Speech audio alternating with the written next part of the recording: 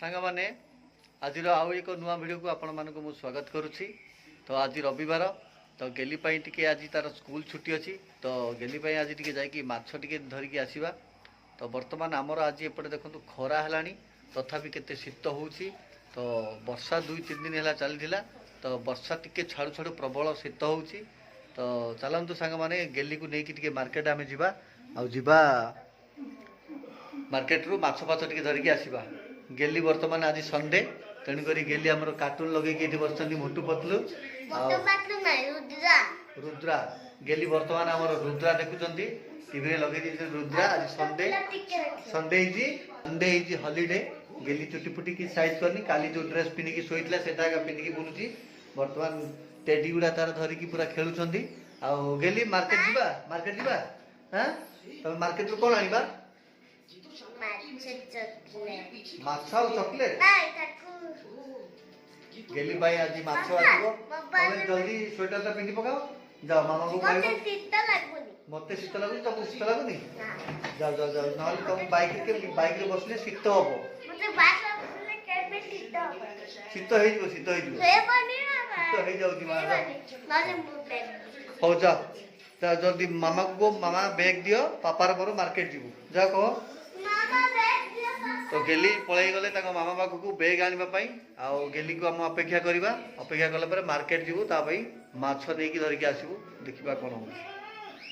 ବୋଉ ଆମର ତାରିଣୀ ମନ୍ଦିର ପାଇଁ ମନ୍ଦାର ଫୁଲ ତୋଳିକି ଆଣିଛି। ମୋତେ କହୁଛନ୍ତି ଆଉ ମନ୍ଦିର ପାଇଁ ଫୁଲ ଟିକେ ନେଇଦିଅ, ତେଣୁ ମୁଁ ଟିକେ ବୋଉଠୁ ମାଗିକି ମନ୍ଦାର ଫୁଲ ଗୁଡ଼ା ନେଇକି ଯାଉଛି। ବୋଉ ଦେଇଦିଅ ଏପଟେ ଦେ। ବୋଉ ଆମର ମନ୍ଦାର ଫୁଲ ଦେଇଦେଲେ। ଆଉ ଗେଲି ଧରଥ, ତମେ ବ୍ୟାଗରେ ଧରଥ ହେଲା, ସେଟା ଫୋପାଡ଼ିବନି। ହଁ,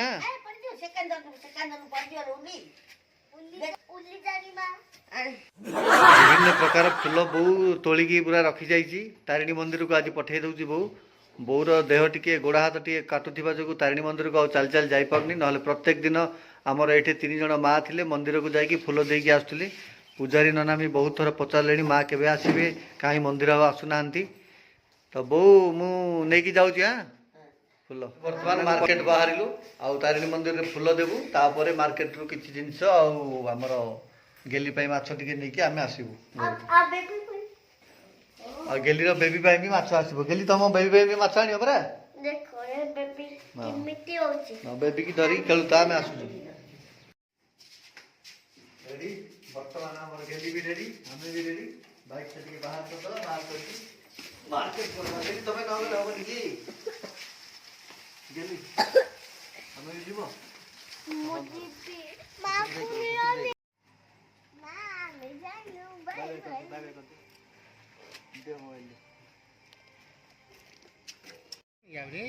ବର୍ତ୍ତମାନ ତାରିଣୀ ମନ୍ଦିର ପୂଜାରୀଙ୍କୁ ଆମ ବୋଉ ପଠେଇ ଦେଇଛନ୍ତି ଫୁଲ ତାରିଣୀ ମନ୍ଦିର ପାଇଁ। ନେଇଯାଆନ୍ତୁ। ହଁ, ବୋଉ ତ ଆସିପାରୁନି ଆଉ, ଗୋଡ଼ ହାତ କାଟୁଛି, ଆସିପାରୁନି ଆଉ।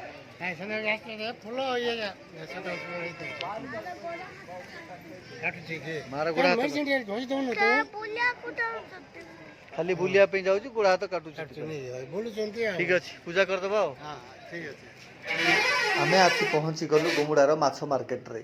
ଦେଖନ୍ତୁ, ମାଛ ମାର୍କେଟରେ ପହଞ୍ଚିଲା ପରେ ଚୁମକି ଆମର ଫୋନ୍ କରି କହିଲେ ଯେ ମାଛ ଧରିକି ଆସନି, ଆଉ ଚିକେନ୍ ଟିକେ ଧରିକି ଆସ। ତେଣୁ ଆମେ ପୁଣି ଆଉଥରେ ଚିକେନ୍ ଦୋକାନକୁ ଆସିଲୁ। ସାଇଟ୍ରେ ଥିଲା ଚିକେନ୍ ଦୋକାନ, ସେଠି ଆସି ଚିକେନ୍ ଅର୍ଡ଼ର କରିଦେଲୁ। ଆଉ ହାଫ୍ କିଲୋ ଚିକେନ୍ ଦେଲା ପରେ ଆମେ ଘରକୁ ଧରି ଆସିଲୁ।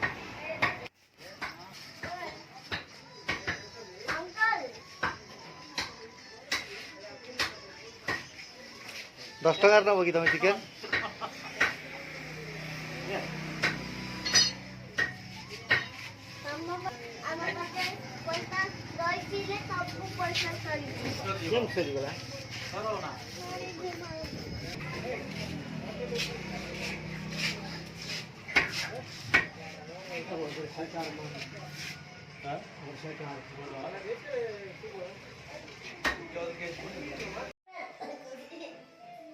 ଚିକେନ୍ ଧରିକି ଆମେ ଘରକୁ ପଳେଇ ଆସିଲୁ।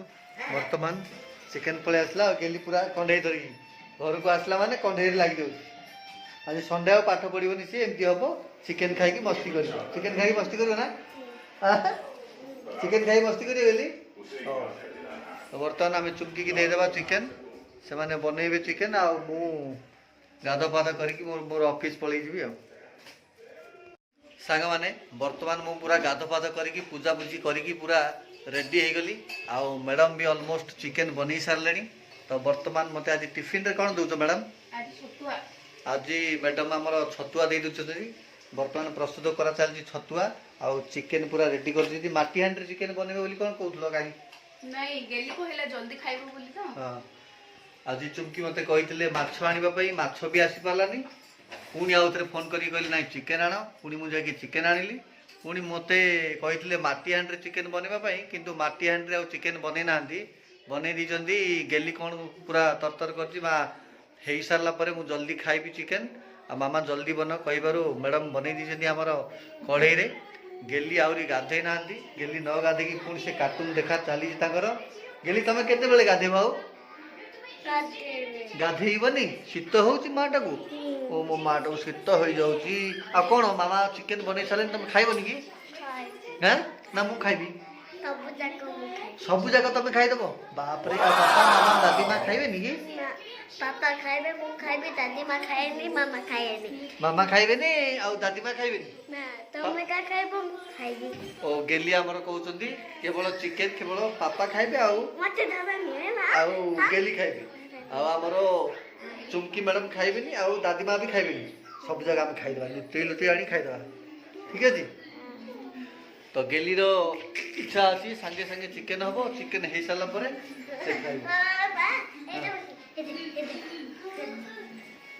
ଦେଖନ୍ତୁ ଆଜି ସଣ୍ଡେ ମସ୍ତି କରୁଛି ମୋ ସହିତ ଗେଲି ଆମର କାନ୍ଧ ଉପରେ ବସିଗଲା।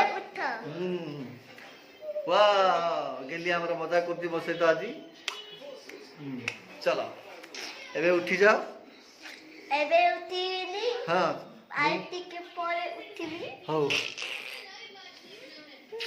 ମୁଁ ଯାଉଛି ଟିକେ ବାହାରକୁ, କାମ ଅଛି ମୋର। ମୁଁ ଟିଫିନ୍ ମାନେ ଛତୁଆ ଟିକେ ପିଇ ଦେଇକି ପଳେଇବି ହେଲା। ତୁ ଚିକେନ୍ ଖାଇକି ଥିବୁ ହେଲା।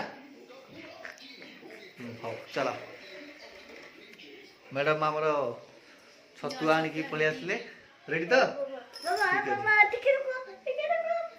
ଓ ମାଇ ଗଡ୍, ଇଏ ତ ମୋ କାନ୍ଧରେ ବସିଛି, ମୁଁ କେମିତି ଛତୁଆ ପିଇବି ଯେ?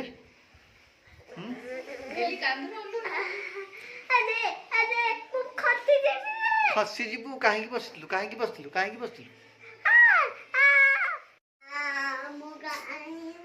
ମୁଁ ଆସିଲେ ବାହାରୁ ଖାଇବା ମିଶିକି ହେଲା। ଠିକ୍ ଅଛି। ଏଇ ଦେଖ ଛତୁଆ ସିଏ ପିଇ ସାରିଲାଣି।